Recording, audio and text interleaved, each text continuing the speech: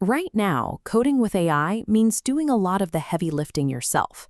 You type a prompt, wait for the output, review code line by line, and paste the exact error messages back into the chat when something breaks. You are the bottleneck. Loop engineering removes you from that cycle. Instead of typing every prompt, you design a system that evaluates the codebase, tests the output, and prompts the agent for you until the job is done. By the end of this video, we will build a control system that dispatches an agent, verifies its work against strict rules, and safely shuts down before it burns through your API budget. To follow along, you need two things: a terminal-based AI coding tool like Claude Code or Codex, and a local codebase that already has a working testing framework configured. Making this transition moves you out of the chat box. You stop babysitting the AI and start orchestrating a scalable, autonomous workflow. The first step is protecting your main codebase.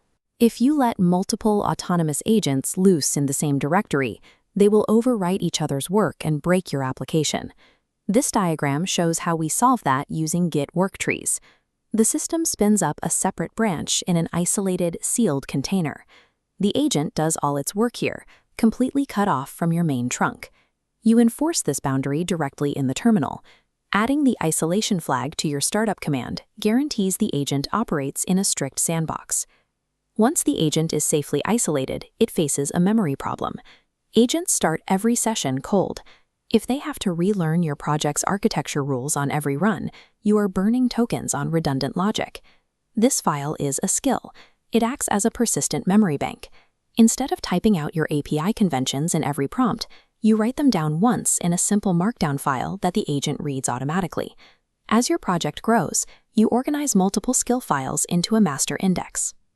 This allows the agent to search and pull only the specific rules it needs for the current task, keeping its context window lean and focused. With isolated work trees protecting your files and skill indexes preserving your project logic, you have a safe, intelligent environment ready for automation. Now we have to tell the loop how to measure success.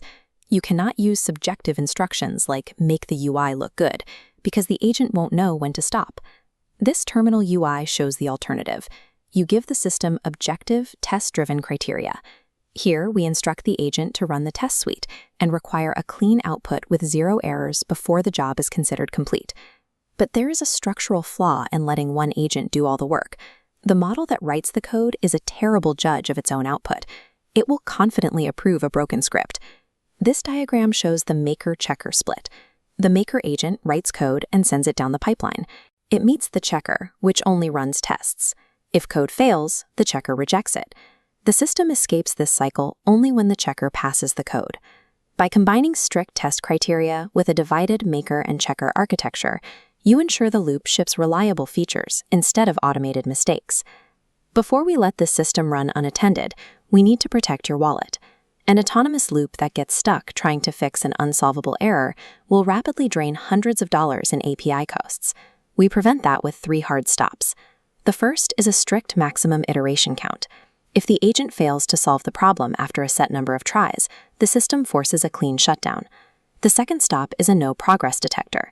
The system monitors the code differences between each attempt. If the agent starts repeating the exact same failed logic, the loop kills the process.